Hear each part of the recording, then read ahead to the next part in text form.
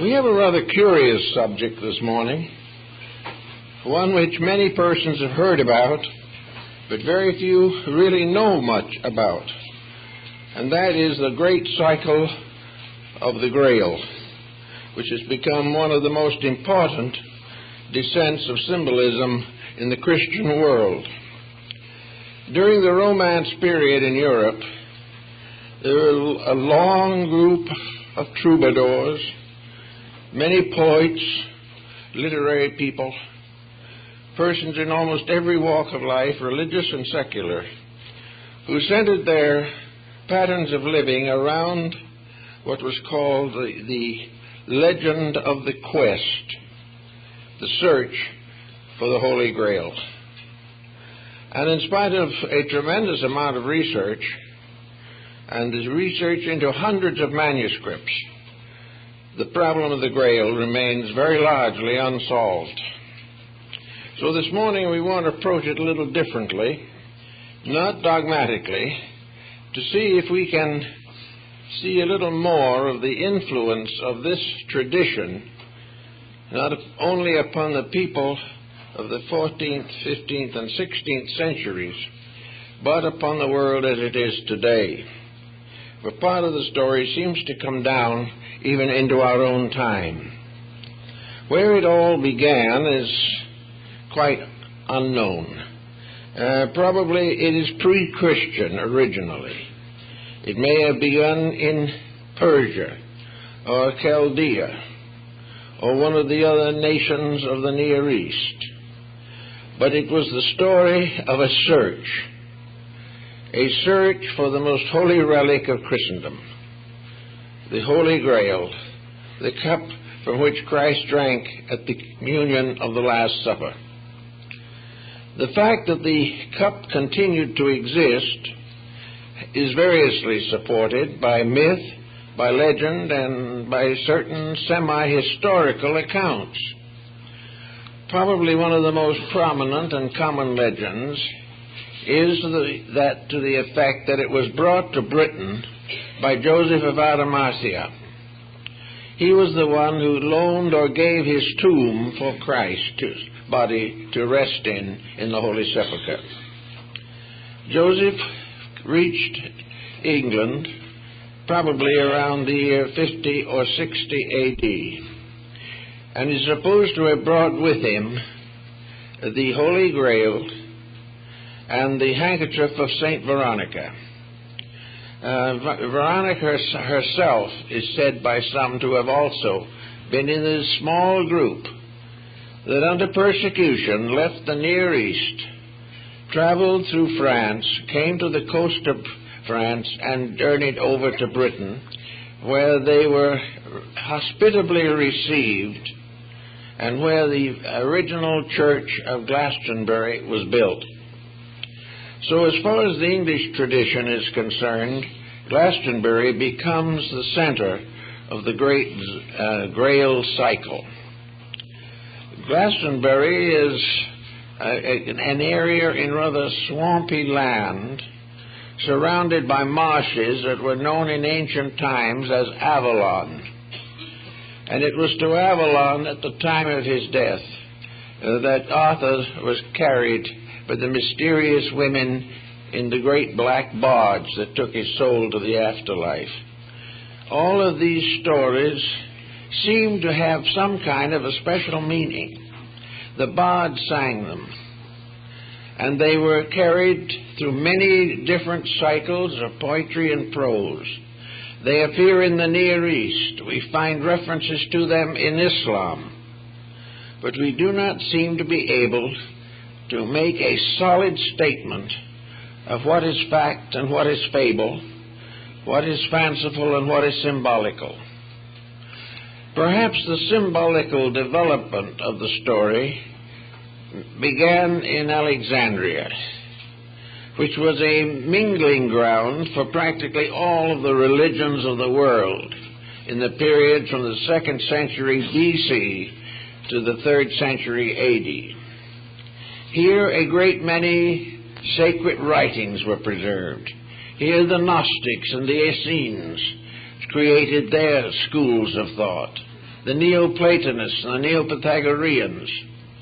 And also here, according to the ancient tradition, the first college of Christianity was established by the Apostle Mark. So there are many stories of this particular series of events or cycles, and perhaps it is useful at this time to consider what the meaning might be. The order of the quest was always more or less the same in the story. It was added to a little and subtracted from a little by different writers, but it centered around three distinct objects. One was the Holy Grail, which was the most important of the hallows, as they were called. The second was the spear of the centurion Longinus, which is supposed to have pierced the side of Christ. And the third is the wreath of thorns. These have been variously sanctified in different parts of the world. Great cathedrals of Europe have declared that they possessed these objects. The problem of trying to verify the story is about as difficult as verifying the mystery of the Shroud of Turin. But in the whole picture of it, one point stands out. It is always a search. Every part of the Grail legend, dealing with Galahad, the guileless knight, Parsifal, Lohengrin, and many others, these were all seeking for something. They were searching for a vision. And it is said that Parsifal and Galahad attained the vision of the Grail. And that after the death of Parsifal, the Grail was taken to India, where it was enshrined in the kingdom of Prester John, the Christian emperor of Asia. All legend, all myth. But where in all of these stories is there something very important?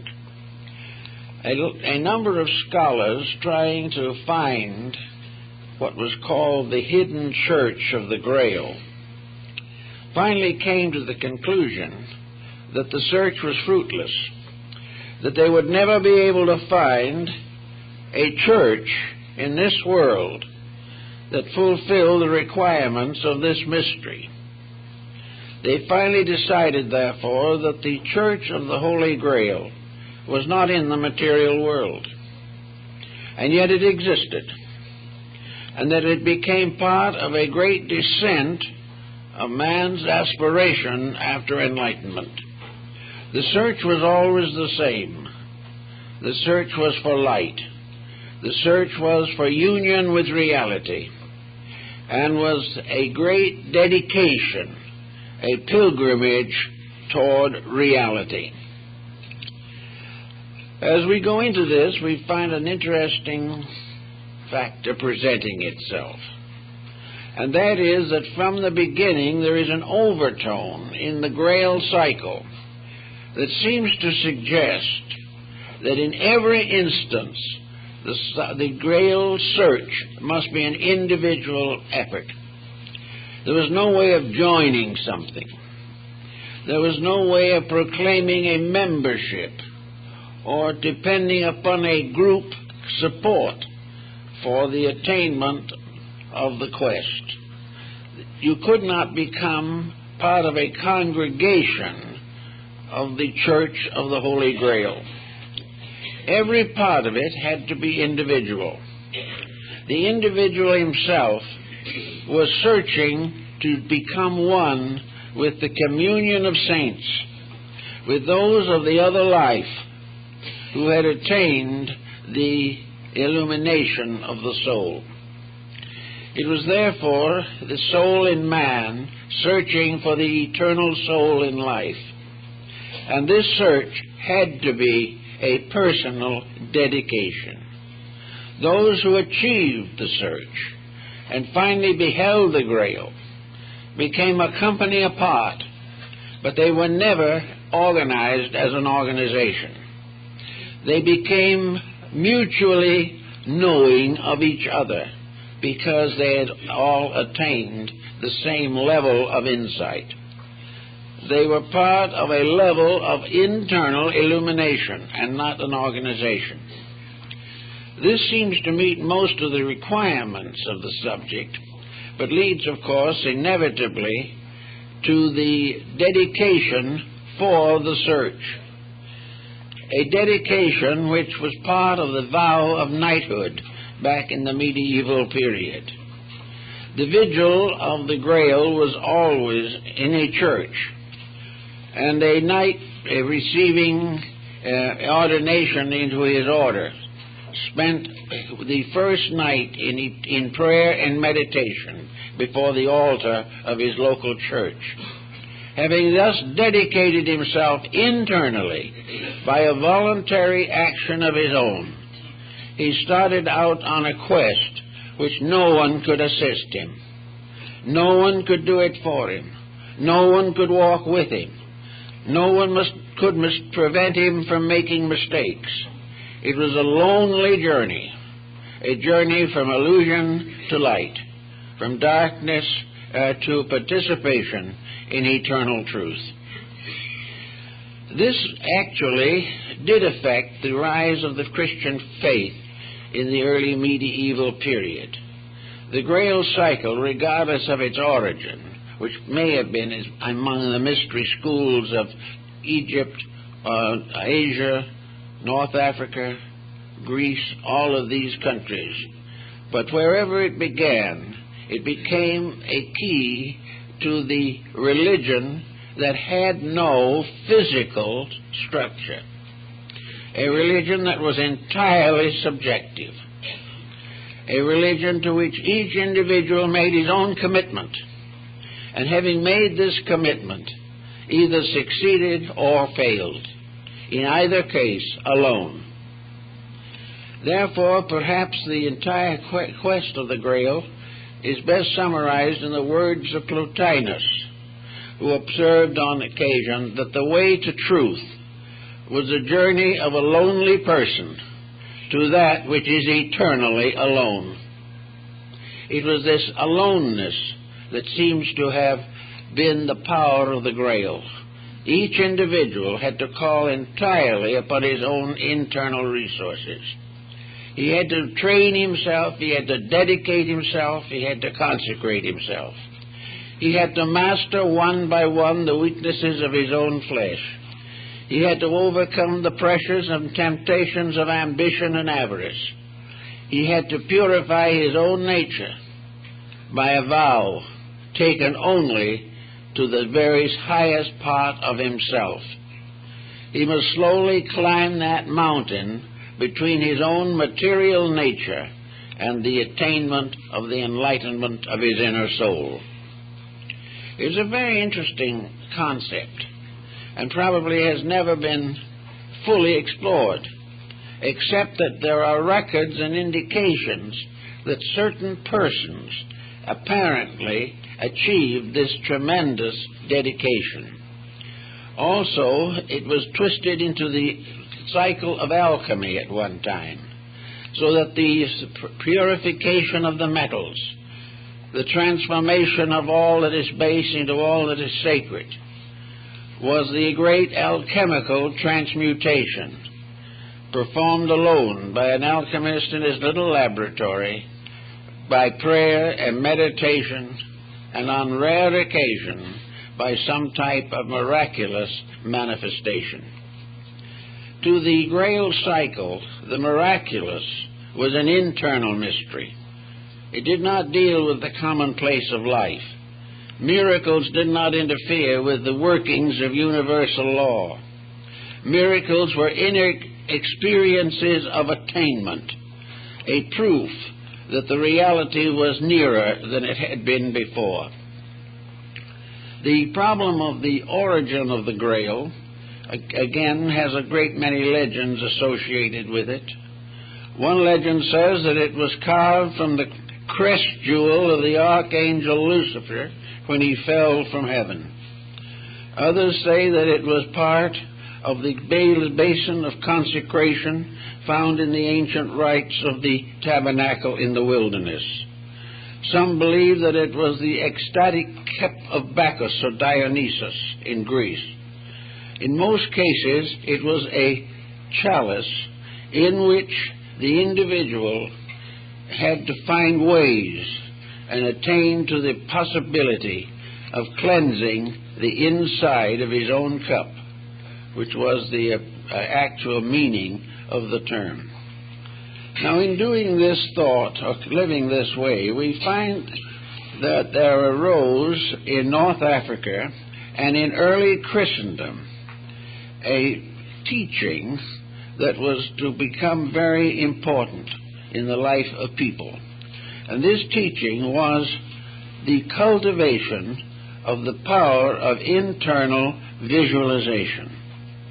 In other words, the individual gradually transformed these ideals into inner pictures.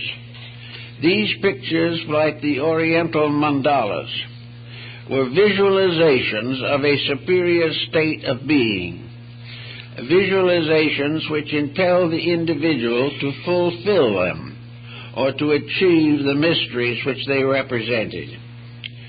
And in some of the old English block books, and on the continent also, the city of the Grail, or the Church of the Grail, is placed at the top part of the great Ptolemaic system of the solar system. You climb the ladder of the 7 planets to reach the entrance of the secret house. This house was above the firmament, and there dwelt together the deity, the triangular Trinity, and the abode of the blessed. So the whole concept gradually became a series of self-disciplines by means of which the individual sought to remove from his nature all forms of defilement. Now, the beginning of the Grail journey was always the same. It was, first of all, the realization of a great need. And I think maybe that is where we have to begin our thinking. No matter who we are or how well equipped we are for life, there are always areas in which desperate need arises. No individual is completely sufficient to his own necessity. Those who think they are simply egotists, because there is no one who can be so protected either by his own mind or environment or by his worldly goods that he is free of crisis, free of danger, free of disappointment, free of disillusionment and despair. Therefore, the beginning of it all is the concept or realization that we are all imperfect, and also that by the kind of world we live in, the grace of a divine power has made it possible for us to overcome these imperfections in ourselves. The individual can live a good life, a life that is not temporalized by advantages or corruptions. The individual can be a true Christian. But to do this, he must make decisions, and very often he must turn his back on the very church he claims to belong to, because it is not possible for the individual who is dedicated to the search to accept a theology as the basis of his own enlightenment. He must realize that his journey to the Grail is one of dedication and personal victory over the weaknesses of nature, the possibility of living nearer and nearer to the love of God by direct personal unfoldment. Therefore, in the search for the Grail, there must first be rites of purification. The individual must gradually, to the best of his ability, put his life in order. He will not be able to do so perfectly, that is understood, but he must make a gradual effort to get over the problems by which he is bound to an inferior state by his own center of consciousness. He must get over all grievances. He must fulfill the commandments of Jesus. He must dedicate his goods to the need of those who are impoverished. He must give graciously of himself at all times. He must hold nothing and demand nothing. He must never conspire to gain anything for himself, including a conspiracy after truth. He must not have any of these motivations behind his action.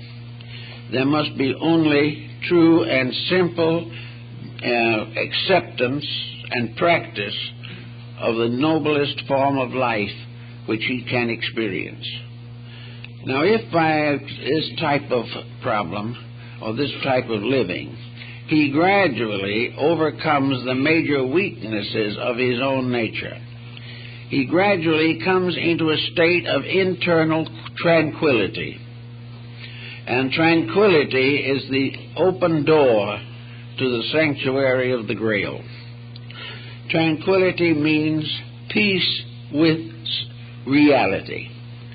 It means that the individual accepts without question the true teachings of his religion, whatever it may be, and lives it without restriction or compromise. He must have, therefore, the ability to quiet all of the confusions which beset the average person. Now, confusions are very often things that cannot be overcome easily.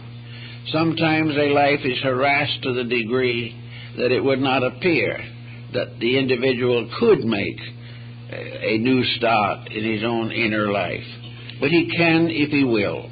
There is never a time in the life of any living thing that has a consciousness in which that consciousness cannot be released constructively. It is a matter of willingness to be dedicated. Assuming that the person achieves this type of dedication, it might be regarded as an order of knighthood. He becomes the first grade of the search for the Grail. And all the knights dedicated their sword handles, which were the form of the cross, to the good fight, the battle to overcome the darkness in self, and to protect the light in others. The Knights of the Garter and so forth were always out protecting people in distress and saving the maiden who was in the hands of the villain. The maiden was the soul, which is always in the hands of the villain until the individual redeems himself. So the knighthood of the Grail began by this proof of courage, proof of integrity. The young knight did not know what he was going to find. He had no promise that he would find it. He was simply told that his hope was only through the conquest of himself, that no one else could help him, and all the prayers in the world could not bring him the peace that he had to earn by the development of his own character. And he might pray for character, but if he did not have the courage to live it, it would not come to him. So having gone through all these problems, and coming finally to the Gnostic quietude, the individual lacks none of the needs of life, but has an inner tranquility in which he lives in this world but not of it. He performs all the duties that are his proper responsibilities in life. All effort to escape responsibility is treason as far as the way of the Grail is concerned. The individual must never try to grow by neglecting something else. He must fulfill, according to the best conscience that he possesses, every daily responsibility. He must bear all burdens without complaint. He must recognize that all occurrences are lessons, and that each lesson that comes, the more difficult the lesson, the greater the attainment.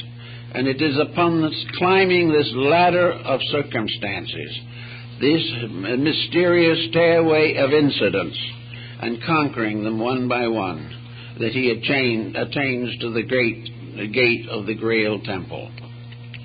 Having come to this point, then, he settles down to the next step of his growth, namely what the Oriental has always known, the meditative arts. The quietude and contemplation enables the individual to relax and allow the best of his own inner life to come through. When we relax, one of two things happens.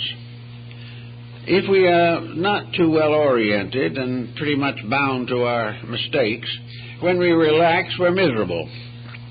When we relax, we have all kinds of negative thoughts. We worry, we're frightened, we're concerned, we're disappointed, we're disillusioned. We think of the people who have mistreated us and how the world is failing us in our needs.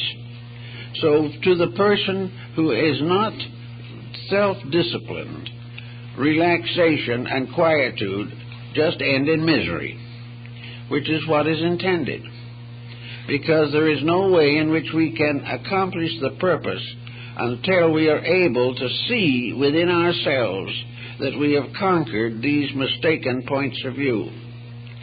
So by degrees the individual gains the ability to relax and be quiet.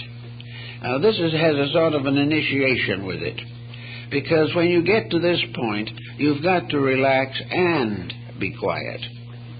You've got to be able to sit down quietly and in peace with life and in peace with yourself. Contemplate the common problem things that we all have to do.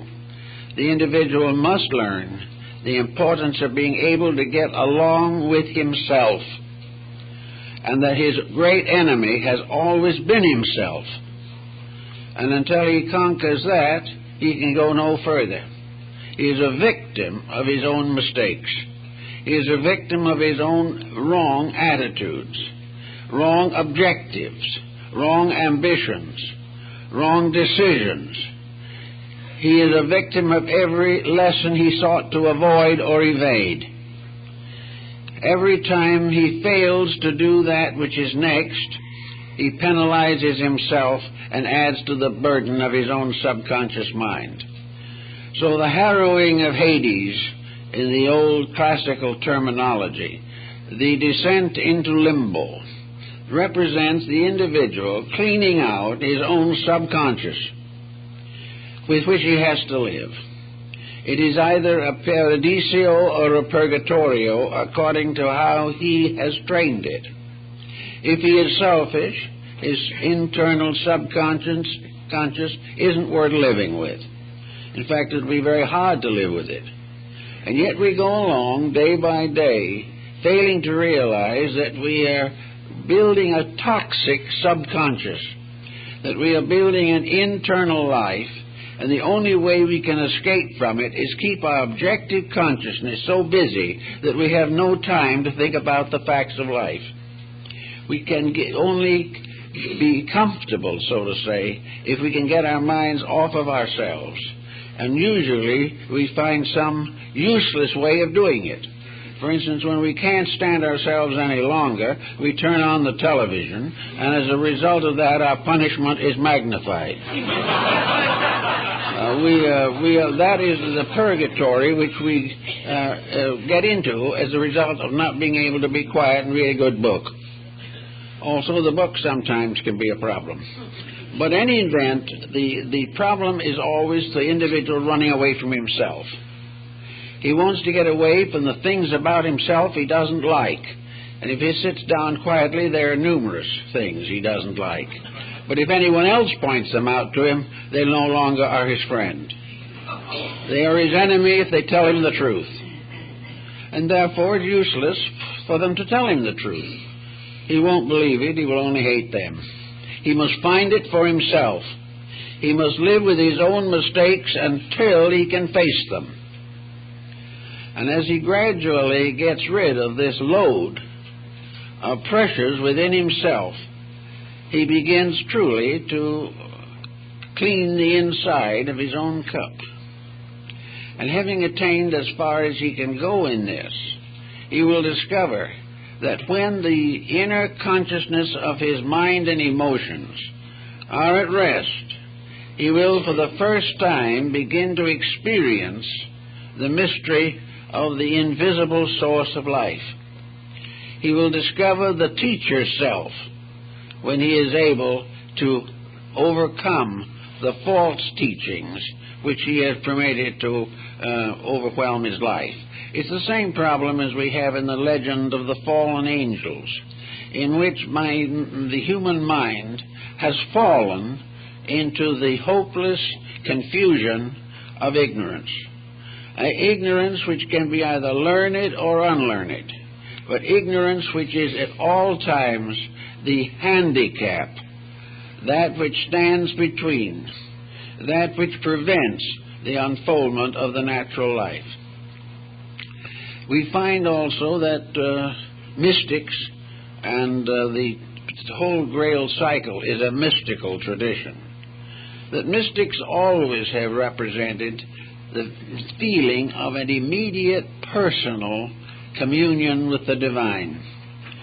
The mystic always has believed that the final way to know the truth is not to gain it from others, but to search it in the self, to gradually find ways to attain a mystical transcendency over the obligations of existence. So this type of thought is the principle behind mysticism, which is a gentle, loving dedication. And gradually, as the mind's subconscious pressures are relaxed, we discover the arrival or the emergence through vigil, which is a vigilance over self. We find that in this, the visions occur. Nearly all mysticism is accompanied by visions. Visions of something better and something greater. Those who have not accomplished also have visions. Visions of danger, visions of fear, visions of believing things to be worse than they are, believing that they have a right to hate people who do not hate them. All these things are the negative visions. But when the mystic has his visions, he beholds an inner life, a betterness. He has the experience of an exaltation above the present state of his affairs. Almost all religious art is aimed at this level of the individual's growth, namely the level of portraying, figuring, symbolizing in some tangible way the intangibles of the inner life, that in some way the meditation upon a sacred picture helps to strengthen this inner resolve, helps to make the inner life quiet, peaceful, and beautiful. Everything that helps to make our inner life beautiful is bringing us along the path. Everything that comes along that makes our inner life discordant or defaced or deformed is contributing to hindrance. And the great hindrances are the pressures of personal ambition, personal pride, and the desire to accumulate worldly goods.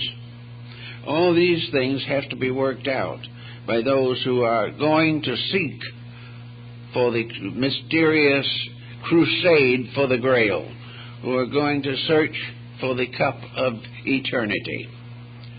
So this brings the individual to the next general feeling. From the purification of himself comes also then the strengthening of his inner realization of deity. Of course, we all have more or less idealistic concepts of God, but these concepts are very much of a material nature. God becomes a person, like the figure on the ceiling of the Sistine Chapel in Rome, where God is casting off the sun and the moon, and where with a very long beard and a very patriarchal look, he reaches out to the hand of Adam. These physical things are the way we inevitably and instinctively think of deity. We think of deity either as a patriarchal figure or a matriarchal figure. We think of deity as father, mother, or father-mother. We think of a parental person. We look around us and we see a very nice-looking patriarchal people and have a feeling that they sort of look a little like the way God must look.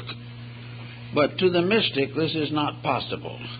The mystic must also realize, in the course of his growth, that he must try to find some nobler way of experiencing or inwardly visualizing the nature of deity. This was brought out in the mandala meditations of the East, where the effort is to reconstruct a spiritual universe as a reality which can be contemplated, which can become a new geography based in a divine light. But even here, the danger still exists that these things are merely an attenuating of physical factors. There is apparently no positive approach to the nature of deity. We can tell what it is not, but when we come to tell what it is, there is always a certain uncertainty. But in the search of meditation, we find almost all mystical schools have religious observances, not observances demanded by some system. When they're demanded by a system, they're very dangerous. But a natural desire to understand more of the substance of things unseen. And this becomes the basis of a meditational development.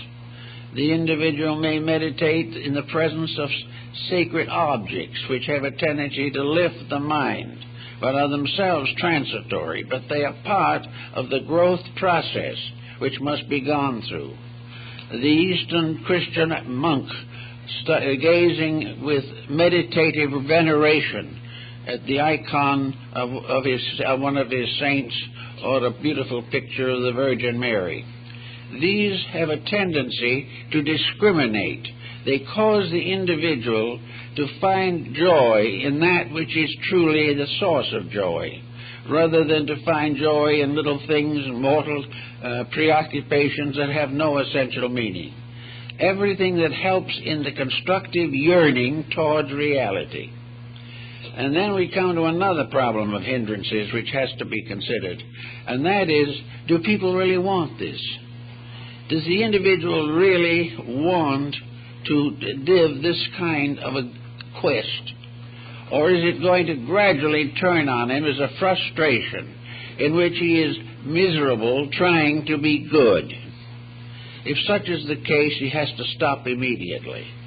Because unless the moods that grow in him fulfill him and make him happier than he ever was before, then something is basically wrong in the work he is attempting. He is never supposed to give up the world with a terrible sense of loss. If he does, he should stay where he is. He should give up the world only when in his heart and soul he is rejoicing at having discovered something greater than the world, something more important, something that he can love more fully, more completely, and more permanently. And if this does not appear, then this step of the quest is a failure. And many of the knights of the Round Table tried these different quests, which are very interesting, because only one or two of the whole group ever saw the Grail. Something always stopped them. The thing that stopped them was their own lack of worthiness. They got sidetracked. They got mixed up in something else. And gradually the vision of the quest faded away. They still believed in it, but the belief in it was not the quest itself. It never can be. We can believe in anything, but unless the believing transforms ourselves, it is of no basic value or permanence. But assuming that the individual has gotten this far in one piece and is going along fairly well, then we have these rungs of the ladder of meditation. We find the problem of growth involves not only the transformation of evil, but the glorification of good. The individual, in order to really understand life, the great world of divine principles and causes, was placed in a garden where he was supposed to name all things according to their natures.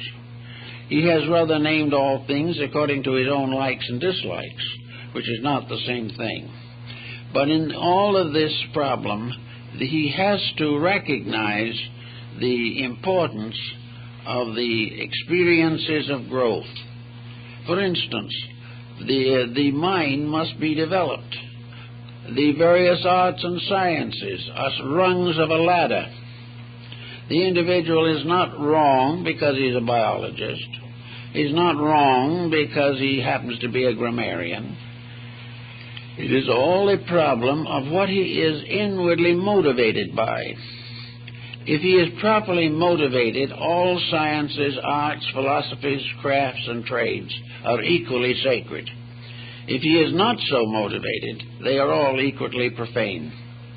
Therefore, it is not that the individual should walk away from experience or try to go off somewhere and live in a hermit cell for the rest of his life, or renounce humanity. A great many people just renounce humanity, and they try to get along without it. They try to leave behind every disagreeable task. They resent every social restriction. They dislike constantly the ineffectiveness of governments and religions and educations and everything, and come out very desperately against prevailing systems. This doesn't do much good. It constantly adds to a negative sense of criticism. It proves that the individual is still functioning without the gleam of eternal light that should be within himself. So he has to start in and look over everything he doesn't like and find out why it is important, why he needs it, why he must understand it, and very often why he must transcend it by a full action of consciousness. So the individual who tries to excuse his weaknesses by pointing out the weaknesses of other people is not moving in the right direction at all. The person who wishes to make a donation of their lives to a divine cause must have something to give. They must have an achievement, an accomplishment, a value that can be used in life. We must not bury the talent or the talents. We must use them if we would be called good and faithful servants. So by using the talents, we are able to gain not only a certain and additional ability to live well in this world, but at the same time we are beginning to gain a better insight of the dimensions of that greater world we aspire to. We have to realize that all of the arts and sciences are like radiant stars suspended in a universal heaven. They bring light where darkness would otherwise be. We have to learn to recognize that knowledge is not bad. If it's true knowledge, it is very good. But to accept it as knowledge is not enough. We must find the spiritual soul behind knowledge. We must find the divine reality from which all forms of knowledge are suspended. If we do not accomplish this, we can go out and abuse knowledge and throw our world into war and disaster.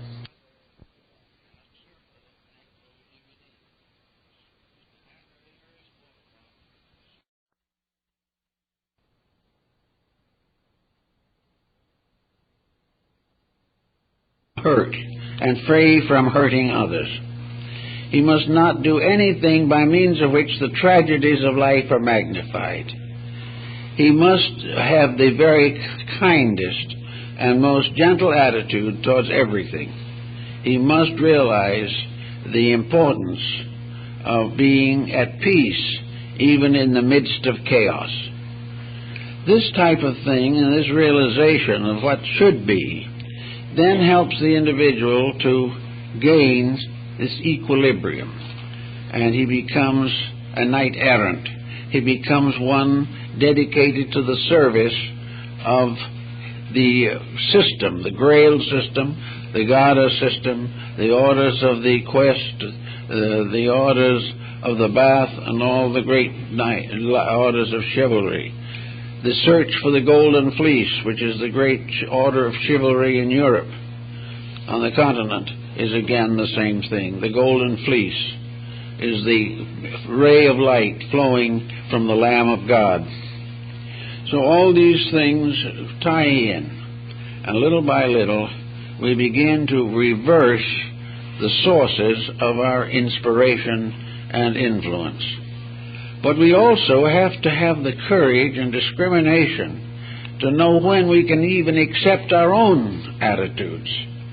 And the only way we can do that is to be so selfless that there is no way in which we can be tempted to misuse any knowledge that comes to us.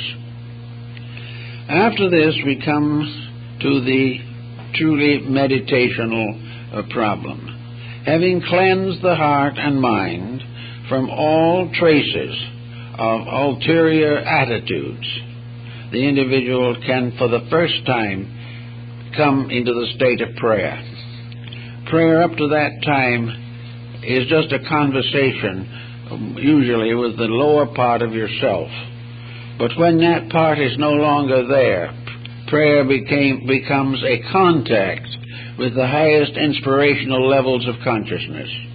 And because these inspirational levels have the power to perfect or rationalize or make whole all the disasters of the flesh, prayers are answered by the constant increasing of the divine consciousness within the person. Little by little, the divine takes over. And where the divine takes over, there is no longer any need for prayer, because the individual lives constantly in the light of God. So in the continuing of these thinkings, we come to the period of beginning to be useful. We must have some kind of a cause. The knight without a cause is in serious trouble. But the cause is dedication to whatever is necessary in life. Now this brings in a point that seems to be inconsistent. And from the outside it is inconsistent. But there is an inner meaning to it, which we find has a consistency. We are taught to purify ourselves and to free ourselves from worldliness, and yet we are also taught to turn back and serve those who are in worldliness. We have to go back to feed the hungry, cleanse the leper, heal the sick, and according to the teachings of Christ, finally to raise the dead.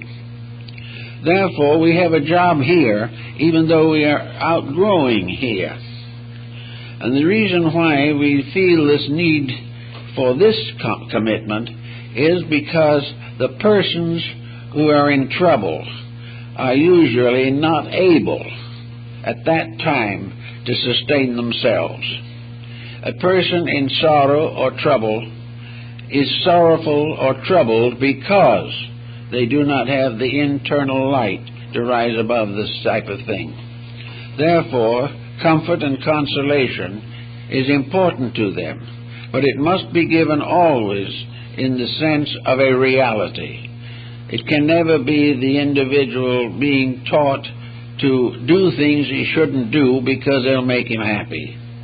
Always the motives must be unselfish, and the advice, suggestions, recommendations, or assistance must always be in the terms of helping the person to grow. The growth must come before true freedom from pressure is possible. On the way up from this point, we have the Hindu yoga, we have all the Zen teachings, we have everything in which the person gradually comes into the full control of his own inner life. There's this Zen fable of the old Zen master who, having attained a very great degree of meditation, was walking quietly along the shores of a river, the banks of a river. And thoughtlessly, because his mind was on other things, he walked right out onto the river. and he walked all the way across without even his feet being wet. If, however, he had suddenly realized what he was doing, he'd have probably sunk to the bottom of the river. But while his heart and consciousness were above the level and restrictions of the body, he was safe. And I think to some degree this has to explain firewalking and other phenomena of ancient peoples and still experiences that are still carried on in our modern world. Namely, that if the individual can become completely unaware of fear, unaware of failure, unaware of any self-interest, or unaware of pride, which might be damaged by a failure, gradually what we might term the impossible becomes real, as Christ walking on the waters, which of course is a symbol of the Christ in you, walking upon the surface of the torrents and the tempests, unmoved by material circumstances. So gradually the Church of the Holy Grail concept is the person gradually becoming part of an assemblage of the enlightened. This assemblage of the enlightened we find in the mythology of Egypt and of Greece and of most ancient peoples. Like the mysterious mountain in the tablet of Cebes, the person rises finally to a mysterious and wonderful castle on the top of the mountain. This is the castle of the inner life, the consciousness. This is the castle that is referred to in alchemy as the shut palace of the king. It is the divine acacia, the place of wisdom, love, and veneration. So little by little we climb up and do what in the Buddhist philosophy means that we ascend to the level or degree of bodhisattvahood, where we become dedicated patrons, guardians, and protectors of all that live.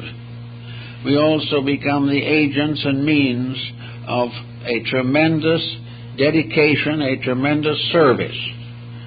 And it is a service that becomes all important, and nothing else is important at all. So little by little, the conquest of self brings with it the only true happiness that exists in this world. And this happiness does not exist completely in this world, because it comes to those who, while they live in this world, have attained an understanding and insight of something higher and more wonderful. Now, the story of the cup, of course, has a series of meanings.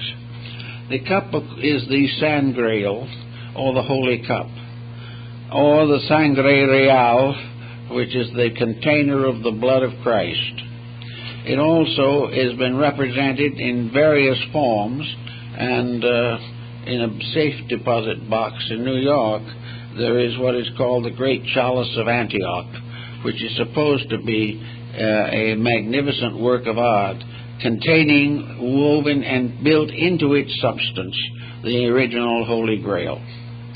But the Church of the Holy Grail, as the mystics understood it, cannot accept this, because the cup simply never existed as a cup. If it was a pewter cup or clay cup which Christ drank from, it was probably long forgotten and broken. But the symbol of it is eternal. Here is the cup which contains the ever-flowing blood of consciousness. Here is the life of the human being, a life sustained forever, a life flowing into everything that lives and creating the great sacrament of the Eucharist. The sacrament of the Eucharist had to be experienced in the search for the Grail. It was the last of the hallows, the last of the great dedications. And in this, the symbol of the Eucharist, we have the representation of the ever-flowing life and light of redemption, flowing into everything that lives. Further than that, that life itself, by which we all live, and without which none of us can live, the very energy within our bodies, the very power to be or to exist, is due to the continuing source of strength, of vitality and of life, which flows from the eternal. We are all alive by virtue of the fact that life exists, and life in its existence is a manifestation of redemption, salvation, regeneration, and the resurrection of the dead. So we have a certain sense of duty. The very energy by which we get up in the morning is not our own. The energy we argue with a neighbor about is not our own. The unkind words we energize are a misuse of energy. The waste of energy, the depletion of the resources of the body through evil habits, narcotics, drugs, and all these things, all of these are the corruption of a divine power. They are the misuse of the actual presence of God in us at all times. If it was not for their presence, we would be lumps of clay. We cannot exist unless life sanctions and justifies our existence. It was this life that fashioned us. It is this life that sustains us. It's from this life we came, and it is to this life we go. And this life is the entire mystery of the Grail quest. It is the quest for the everlastingness which is behind all things as an attribute of deity. The mystic, therefore, very often says that he does not die, that when the time comes for him to depart from this life, some mysterious miracle occurs and he doesn't die. The physical interpretation of this has very little substance in reality. The only one who didn't and cannot die is the one who finally was the eternal itself. Therefore, all things have their comings and their goings. But the alchemist and the mystic was taught that the transition from this world to the next is not a death, and the perfect acceptance of life overcomes the illusion of the reality of death. In other words, that in which life exists may be transformed. The body of it may be changed. The life may be incorporated into other creatures, but life itself cannot die. And life has, by its own energy, produced the evolution of the various kingdoms of nature, including man. That life does not die. The life in the individual cannot die. But it can depart from the body. But this departure is not death. It is transition into another dimension of space. Therefore, the search for the Grail not only continues throughout the material life, but the attainment of the degrees of manifestation that are possible to the human being allows this process to continue, and the individual who in this world passes out in a state of dedicated reality finds himself in another great room in the house or castle of the Holy Grail.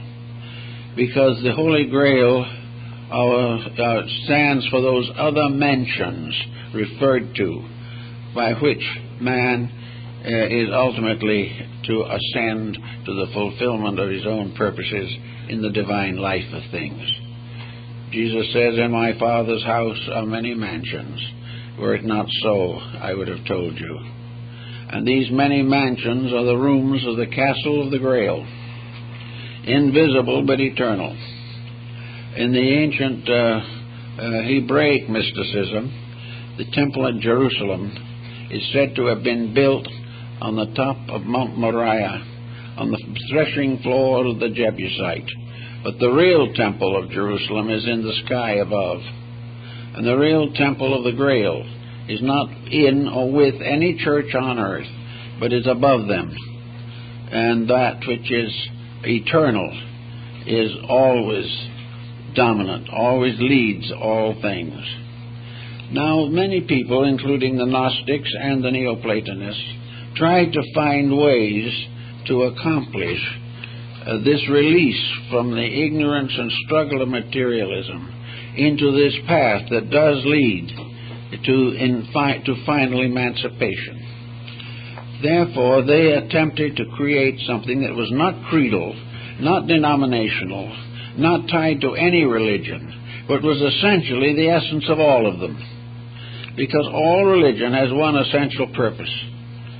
That is, that the individual shall come to perfection and union with deity. All religions were paths leading to God. And the Neoplatonists and others found that this became a very wonderful basis for a unity which we do not suspect. If all these paths all lead to the same end, then all denominational and creedal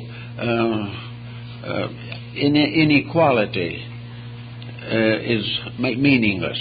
The individual, wherever sincerity dwells, God dwells with us and has helping and leading us to the better way of life. So on the basis of this fact, the Gnostics and the Persians and several others created the concept of the great religion in space, that there was one eternal spiritual science. There was one great church, one great cathedral. It might have all different names. It might be worshipped by 1,000 different sects, but they all, without knowing it or with some hope, without any understanding, they all are on pilgrimage to the same house, the house of hidden places, itself hidden. Every material aspiration is a step forward in the journey toward the universal church, the church which never began as far as man is concerned and will never end as long as there is need anywhere for the grace of God to be disseminated throughout creation. So this idea was developed gradually until it became this over-faith. And it was very valuable during periods of religious persecution, because there were many generations in which all effort at piety could lead to martyrdom. All dedications to outside sects led to frightful wars, terrible abuses, religious persecutions, and fanaticisms. And all of these terrible incidents faced the individual whenever he tried to express any functional or organized religious belief. Therefore, the true religion was held in secret. All of these outward forms of it were symbols of its own inner mystery. The symbols were obvious to those who understood, and those who did not understand could gradually enlighten their inner life until the understanding came to them. But it was better for the realization that in this world there has never been but one religion, and that religion is set forth in the great spiritual and moral codes of humanity. And it has been disseminated throughout the world by religious teachers, by messiahs, by saviors, by martyrs, who have given everything to bring the code to earth, to bring the reality to earth. But the religion itself remains undivided, and all who seek to find the sacred altar of the Grail, the Parsifals and the Galahads, all have to come in the end to the same altar. But even if they do, they may not know it. They may not realize at all that it's the same. But the point is that in their inner lives they are doing the same things, and they're doing them essentially in the same ways, but perhaps have different names for them. Thus, every virtue is a universal quality which cannot be divided. It spreads itself through everything that lives and exists, whereas every vice is a local situation. It is something that exists for a little time in certain places due to misunderstandings. But the more you put vices together, the more they battle each other, until one vice destroys another, as two wars will destroy each other. But virtues, wherever they are, feed each other. For in virtues there is always peace and harmony. Therefore, virtues are eternal and immortal. Vices are temporal and mortal. And by releasing the mind and heart from the vices, we become again in the presence of the realities. So the Church of the Holy Grail is the invisible sanctuary of truth, the real heart of God. And the real heart of God is the eternal love of deity, disseminated through all the worlds and all the spheres of existence. And this love has its particular and proper abode in the heart of each of us. It is this love in the heart which is the Redeemer. And in this case, the blood of God in our own hearts is really blood flowing in a grail or cup. The heart itself is the vessel in which the living blood of God is forever disseminated throughout the world.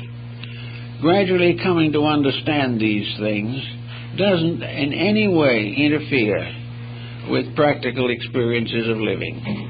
It simply dedicates them. It baptizes actions and circumstances. The blood of truth baptizes every action that we make in our daily existence.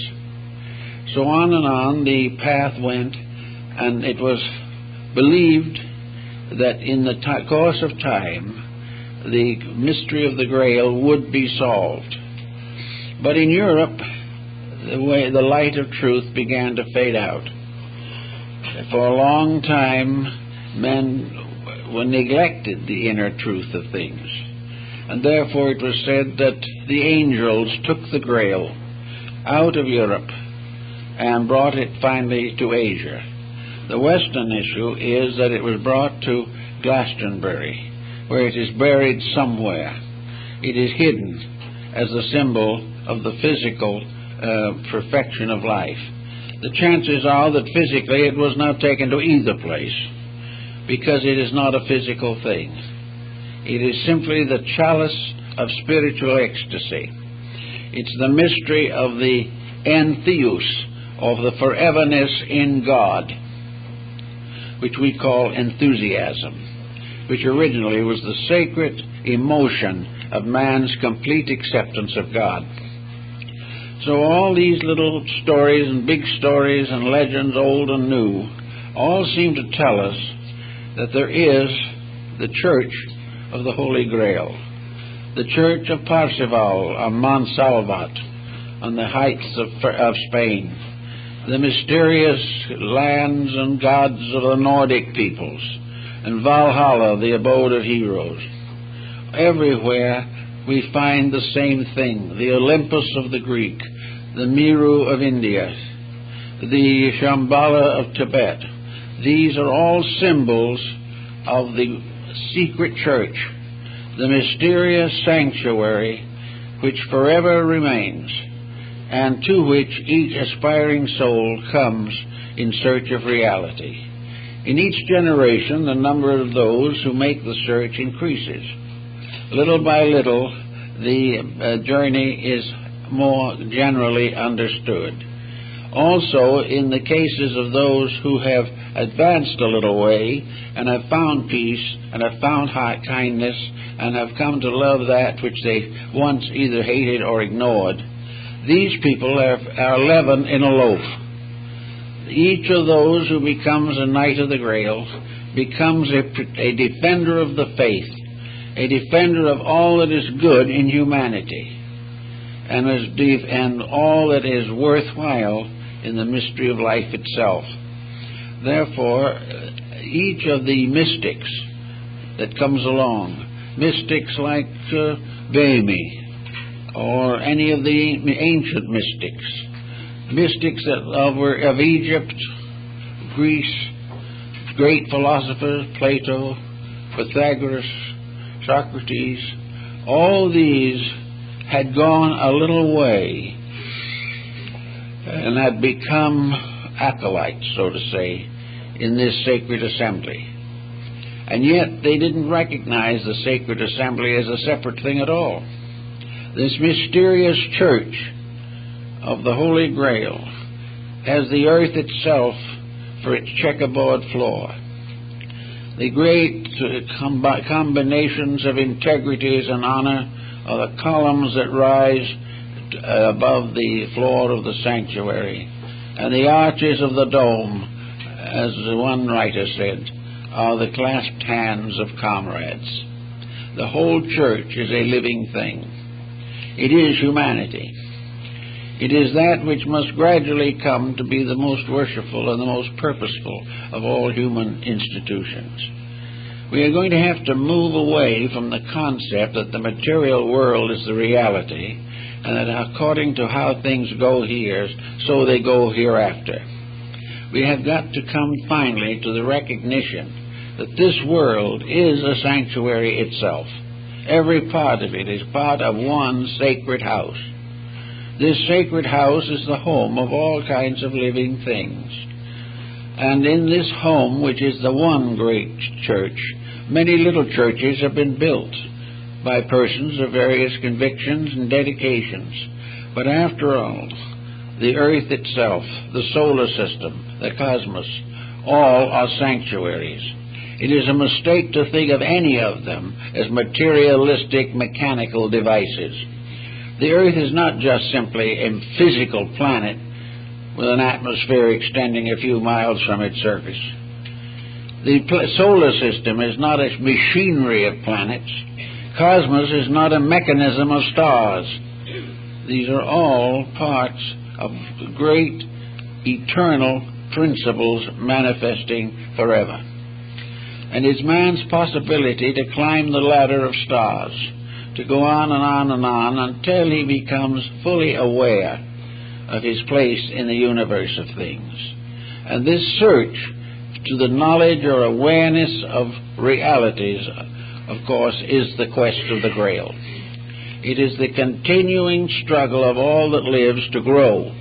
Birds, animals, insects, everything have the great pressure to survive. And for man and for all creatures, true survival is not the survival of the body, but the survival of the God within the body. We are all concerned with the myth of the dying God and the resurrection of that God through our own personal contribution to the integrities of the world. And as we gather a little bit here in Christmas time, it might be valuable to realize some of these points, that we are living in a world of divine potential. There is nothing that is necessary to us that is not available.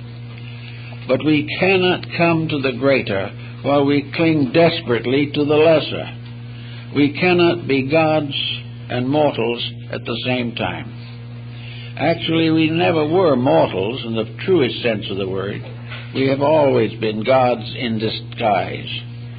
At the moment, we are gods in distress. Difficulties and problems are gathering around us. But behind, within, and about all of these is this immense sanctuary of life.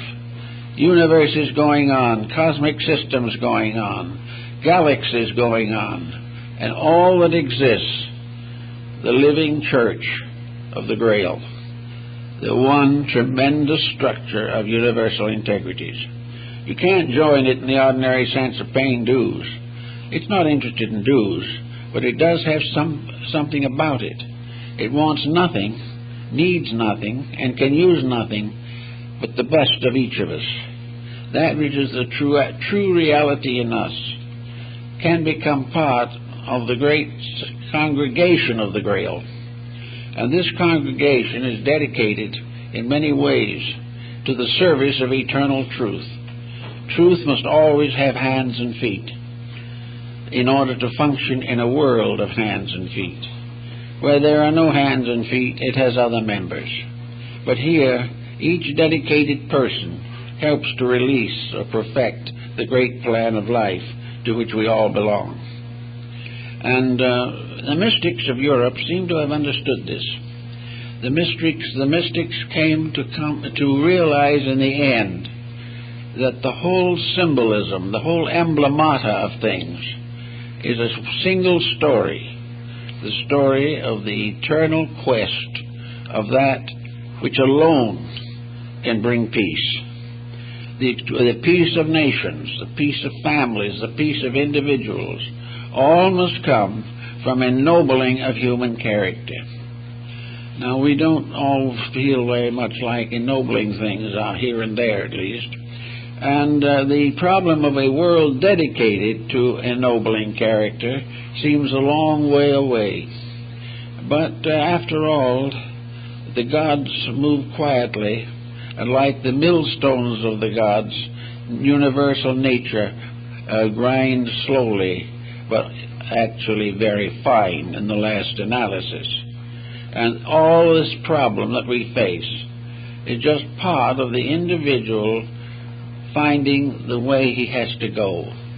We say these are very bad times, but perhaps they are the best times that we have ever had, because for the first time we are facing problems that must be solved. We can no longer run them under the edge of a rug somewhere. We can no longer migrate to another continent to get away from persecution or the pressures of life. We have to face them now. And with the proper enlightenment, each one will become worthy of knighthood in this story of human progress. We all must now begin to think, as we never have before, of what constitutes integrities. We will have to decide whether we want to go on making mistakes and suffering, or whether it would be more comfortable to change our own ways and let the light of truth lead us in the direction we should go. So stressful times are good times.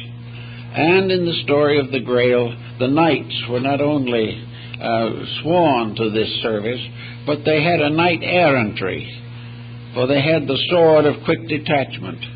They had not only love and wisdom, but the courage to defend the right. And this courage to defend the right, however, is always in need of a definition of what is right. To defend the right means to always stand for the truth. To defend the right means to come to the aid of truth where it is endangered, if it is in our power to do so. To defend the right does not mean to keep things going the way we want them to in a material sense, but to defend the right is to prove to ourselves and others that eternal principles rule forever, and that those who are the true onward Christian soldiers are the ones who will defend the integrities of life, regardless of the cost to themselves in material concerns. Christ gave one great commandment to his followers, a new commandment: love one another. Now this is the voice of heaven speaking, and there will be no peace on earth until that divine emotion is firmly established in the hearts of human beings. No great miracle is going to bring it. The great miracle will come in each individual life when suddenly comes the realization of the meaning of it all. All study, all matters of personal improvement, all religious and philosophical research, all these things are to help us to get into a condition of consciousness in which it is possible for this mystery of enlightenment to occur. The mystics, with their illuminations, were brought into an emotional, spiritual contact with the integrities of life. They suddenly saw the air and the land beneath their feet, the waters, all these things as living testimonies of an eternal reality. They heard the cry of the bird. They heard all of the signs and symbols. They watched the mother watch her young. They watched all the beauties of life and realized that these are the great symbols of the divine purpose, and that it is up to us to live in the light of truth if we wish this purpose to finally lead the world into peace, security, and honor. The honor must come first in ourselves, and though we may say it is difficult, We can say that many can fall upon the right hand and many upon the left. But if we are just, we will stand. We will survive in the great pattern of things, because it is so ordained. And those who are faithful unto little things will be made masters over greater things. We must be faithful to the reformation of ourselves.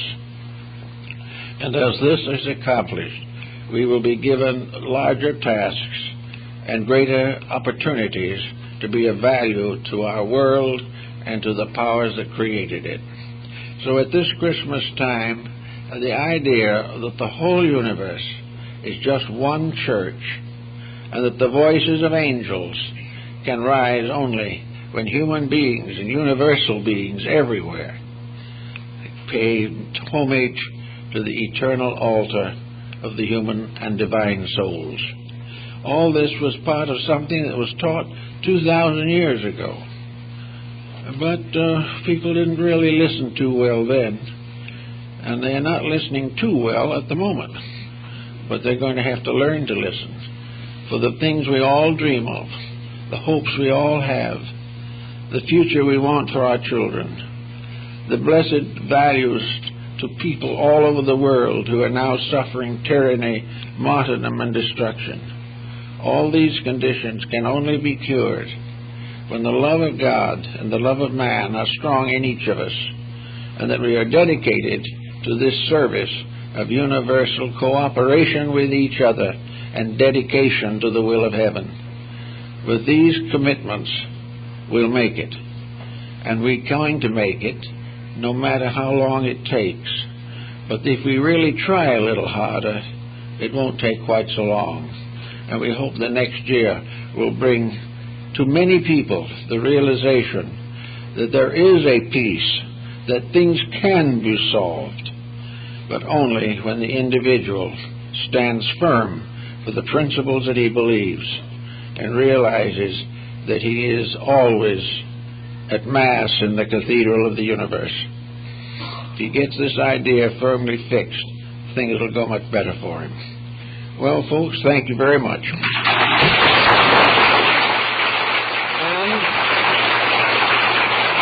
I hope for all of you a very, very Merry Christmas, a very Happy New Year, and a very deep study of yourselves. And if all these things are done, things will improve. And there is not one seed that can be planted which will not contribute to the ultimate harvest. We're all working at it. Keep going, folks.